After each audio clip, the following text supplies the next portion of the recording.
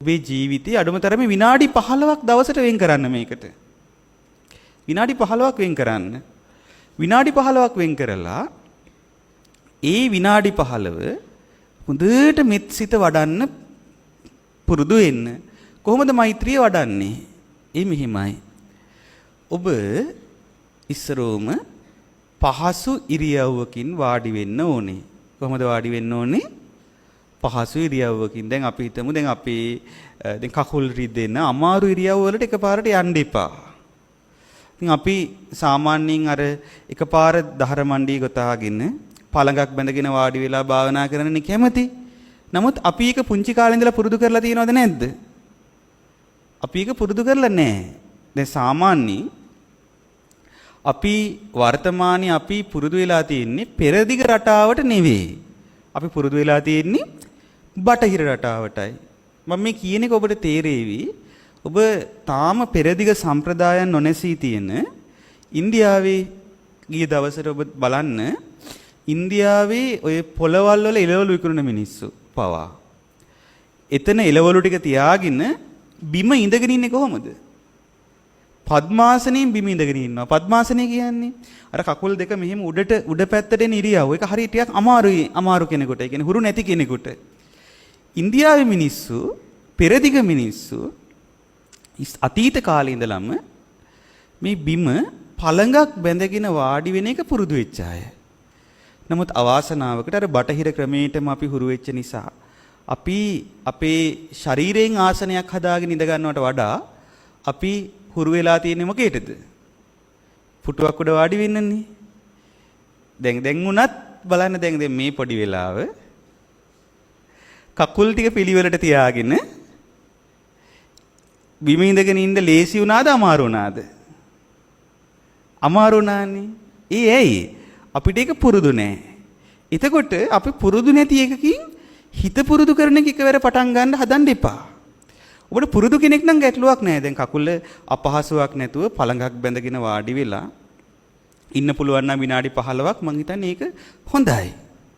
සමහර වෙලාවට ඔබේ පිටිපස්සට පුංචි උසක්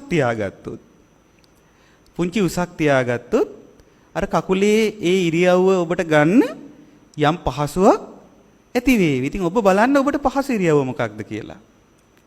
දැන් සමහර අය ඉන්නවා කොන්දේ අමාරු තියෙන අය. ඊට පස්සේ කකුලේ මේ දන හිස්වල වේදනා තියෙන අය, ඉබඳු අය පුංචි උසක් තියෙන අපි හිතමු ස්ටූල් එකක් වගේ එකක් අරගෙන ඒකේ ඉඳගෙන කකුල අර විදිහට මෙහෙම දෙපැත්තට මෙහෙම තියෙන විදිහට තියාගෙන කොන්ද ඍජු කරගෙන වාඩි වෙන්න පුළුවන්. එහෙම නැත්නම් මම අර කිව්වේ පොඩි උසක් තියාගෙන චූටි උසක් පොඩි මෙට්‍රස් එකක් වගේ ඒක තියාගෙන ඒක උඩ වාඩි වෙලා අර ඉරියව්ව හදා ගන්න පුළුවන්. ඉතින් යම් විදිහකට ඔබ හොඳට භාවනාව හුරු වුණාට පස්සේ ඔබට ඕනෑම අමාරු ඉරියව්වකදී වුණත් ඒ භාවනාව වඩන විදිහට ඒක පුරුදු කරගන්න පුළුවන් වෙයි. නමුත් අපිට පළමුව වැදගත් මොකක්ද? හිත පුරුදු කරගන්නා එකයි. එතකොට ඔබ පහසු ඉරියව්වකින් වාඩි වෙලා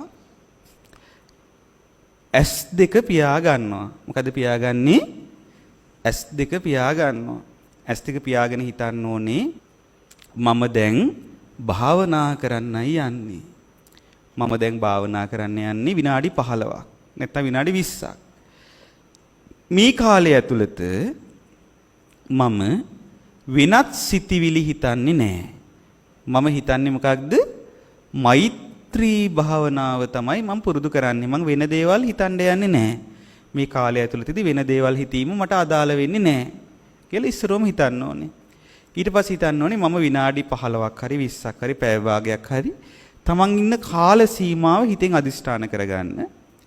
ඔබට හිතෙනවා නම් දැන් සමහර වෙලාවට සමහර අයට එන ප්‍රශ්නයක් තමයි දැන් විනාඩි 15ක් මෛත්‍රී භාවනාව කරනවා කියලා ඉඳගත්තා කියමුකෝ. විනාඩි 5ක් විතර ගියාම විනාඩි 5ත් හරියට කල්පයක් වගේ.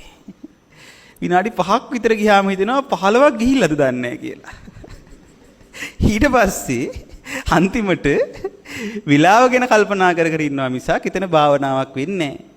ඒ නිසා ඔබ මෙහෙම කරන්න. ඔබේ ඔර්ලෝසුවේ මේ එලාම් එකක් තියාගන්න ඒ අදාළ වෙලාවට. එතකොට ඔබට වෙලාව ගැන කල්පනා කරන එක බාර දෙන්න පුළුවන් ඔරලෝසුවට. ඔබට ඒ ගැන හිතන්න දෙයක් නැහැ. එතකොට වෙලාව ගැන මොනවත් හිතන්න එපා. වෙලාව ගැන හිතන්න දෙයක් නැහැ දැන් ඔබට. ඇයි එලාම් එක වදී එලාම් එක වදින වෙලාවට ඔබට තියන්නේ නැගිටින්නයි. එතකොට ඊට පස්සේ ඔබේ දුරකථනයට මොකද කරන්න ඕනේ?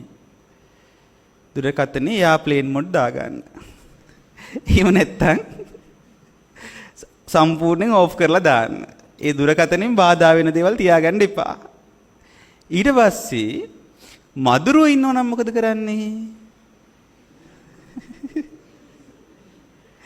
නැත්තම් මොකද වෙන්නේ? දැන් තියපියාගෙන ඉඳ ගන්නවා. ඉඳගත්තට පස්සේ ඉන්න මදුරුවෙක් දැන් කැරකෙනවා. දැන් මෙහෙම මේ පැත්තෙන් යනවා, මේ පැත්තට යනවා, මේ පැත්තට යනවා. දැන් මෙයාගේ හිතත් ඒත් එක්කම දැන් මෛත්‍රිය වඩන්නේ මෙයා. දැන් හෙල්ලෙන්නත් බෑ, දැන් මොනවත් කරන්නත් බෑ. මූ කොහේ වහයිද දන්නේ. ඊට පස්සේ අන්තිමට මధుර භාවනාවක් තමයි කරලා තියෙන්නේ. මෛත්‍රිය ගැන කල්පනාවක් නැහැ. ඉතින් ඒ නිසා මధుරෝ ඉන්න තැනක නම් ඉන්නේ නෙට් එකක් දාගන්න. ප්‍රශ්නේ සරලව විසඳෙනවා නේද? දැන් ඔබ ඇඳේ නෙට් එකක් දානවා ඇතිනේ එහෙමනම්. ඒකට ඔබ නෙට් එකක් දාගෙන නෙට් එක ඇතුළට යන්න. එතකොට වටේ කොච්චර මధుරෝ කරකුණත් අපි දන්නවා අපිව උන් අපිව කන්නේ නෑ කියලා. එතකොට ඊට පස්සේ හිතන්න බාහිරින් මොන සද්ද ඇහුණාවේ. දැන් අපේ පාලනයෙන් තොරද නැද්ද ඒක? දැන් අල්ලපු ගෙදර ගෙනා සින්දුවක් දානවා. දැන් ඕක අපේ පාලනයෙන් තොරද නැද්ද? පාරේ වාහන යන මිනිස්සයා හෝන් එකක් ගහනවා. දැන් ඕක අපි තීරුම් අරගෙන ඉන්න ඕනේ මේක අපේ පාලනයෙන් තොරයි. ඒතර අපිට ඒක අදාළ දෙයක් නෙවෙයි. එහෙනම් ඇහෙන සද්දයක් ඇහුණා වේ. මම ඒකට අවධානය යොමු කරන්නේ නෑ කියලා හිතන්න. තේරුණාද? ඒකල ඔබ පහසුවෙන් වාඩි වෙලා ඉස්සරෝම නමස්කාරය කියන්න 3 පාරක්. නමස්කාරයේ තේරුම මොකද්ද? නමෝ තස්ස භගවතු අරහතු සම්මා සම්බුද්දස්ස. ඒකේ තේරුම තමයි ඒ භාග්‍යවත් වූ අරහත් වූ සම්මා සම්බුදුරජාණන් වහන්සේට මාගේ නමස්කාරය වේවා කියන එක. එහෙම නමස්කාර කරලා අත් දෙක පහසුවෙන් අර භාවනා කරන විදිහට තියාගෙන ඊට පස්සේ ඔබ පළමුවෙන්ම මෛත්‍රිය කරන්නේ තමන්ට මෛත්‍රිය කරලා ඊට පස්සේ ඒ මෛත්‍රිය අපි ක්‍රමයෙන් ප්‍රදේශ වශයෙන් පළල් කර පතුරවනවා. කොහොමද පතුරවන්නේ? ප්‍රදේශ වශයෙන් පළල් කරගෙන ප්‍රදේශ වශයෙන් පළල් කරනවා කියන්නේ මොකක්ද? ඒ කියන්නේ ඉස්සරවම තමන්ට මෛත්‍රිය කරනවා. කාමරයක නම් ඉන්නේ. මේ කාමරේ ඉන්න සියලු සත්වයෝ වෛර නැත්තෝ වෙත්වා, තරහ නැත්තෝ වෙත්වා, ඊර්ෂ්‍යා නැත්තෝ වෙත්වා ආදී වශයෙන් මෙත් සිත පතුරවනවා. ඒකට අපි හිතමු කාමරේ ඉන්න කෙනත් එක්ක ප්‍රශ්නයක් දාගෙන ඉන්නේ කියලා. ඒතර ඒත් වෙනසක් බෑ. තේරුණාද? කියන්නේ ඔබට යම් විදිහකටද මෛත්‍රිය කළේ. ඒ විදිහටම කාමරේ ඉන්න සියලු දෙනාට මෙත් සිත තියෙන්න ඕනේ. තේරුණාද? ඒතර ඒක හරියට අපි කාමරය ඇතුළේ ලයිට් එකක් දැම්මා කියමුකෝ. බල්බයක් පත්තු කරනවා. එතකොට ඒ බල්බ් එකේ එළිය සම්පූර්ණයෙන්ම අඩුවක් නැතුව හැමතැනම පැතිරෙනවද නැද්ද? අන්න ඒ වගේ තමන්ගෙන් ආලෝකයක් විහිදෙනවා වගේ හරියට මෙත්සිත වඩන්න දරුවනේ. ඒක ඔබට ගොඩාක් උපකාර වෙයි ඔබේ ජීවිතේට. ඒ ආකාරයට මෛත්‍රිය වැඩි වීම. ඊට පස්සේ ඔබ කරන්න ඕන දේ තමයි ඒ කාමරේ දැන් ඊට පස්සේ කාමරේ ඉන්න සත්වයන්ට මෙත්සිත වැඩුවා. ඊට පස්සේ වඩනවා මේ නිවසේ සිටින සීලු සත්වයෝ වෛර නැත්තෝ වෙත්වා, තරහ නැත්තෝ වෙත්වා, ඊර්ෂ්‍යා නැත්තෝ වෙත්වා ආදී වශයෙන් මෙත්සිත වඩනවා.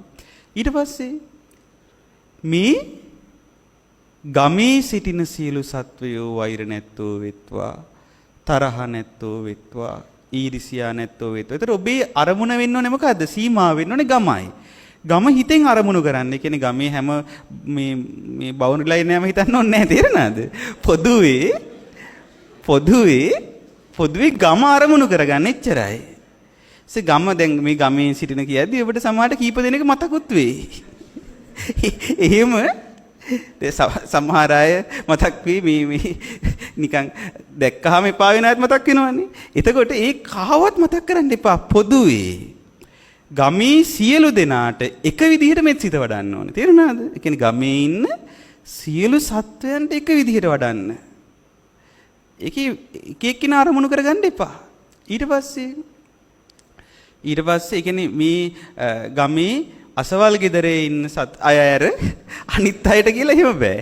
තේරුණාද? ඒ කියන්නේ මුළු ගමටම එකම විදිහට පොදුවේ මනුෂ්‍යත්වයෙන් අපි මෙත් සිත වඩන්න ඕනේ. ඊට පස්සේ මේ ප්‍රදේශයේ සිටින සියලු සත්වයෝ වෛර නැත්තෝ වෙත්වා, තරහ නැත්තෝ වෙත්වා ආදී වශයෙන් ප්‍රදේශයට මෛත්‍රිය වඩනවා. ඊට පස්සේ මේ පළාතේ සිටින සියලු සත්වයෝ කියලා පළාතට මෙත් සිත වඩනවා.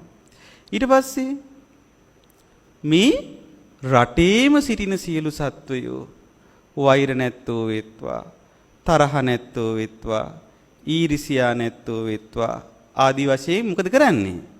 මුළු රටටම මෛත්‍රිය වඩනවා. තේරුණාද? අර එතකොට ඒ රටට මෛත්‍රිය වඩද්දී සීමාවල් තියා ගන්නවද? අසවල් කට්ටිය ඇරෙන්න කියලා එහෙම නැහැ. තේරුණාද? එතකොට රජයේ වෛද්‍යවරුන්ගේ සංගමයටත් මෙත් සිත වඩන්න වෙනවා. තේරුණාද? එතකොට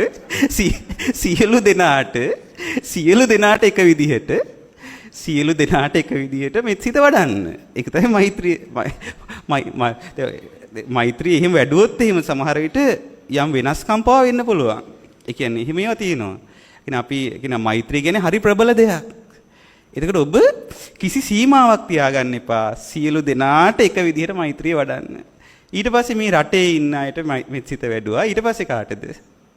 ඊට පස්සේ මේ ලෝකයේ සිටින සියලු සත්වයෝ වෛර නැත්තෝ වෙත්වා, තරහ නැත්තෝ වෙත්වා, ඊර්ෂ්‍යා නැත්තෝ වෙත්වා ආදී වශයෙන් ලෝකේම සිටින සියලු සත්වයන්ට මෙත් සිත වඩනවා.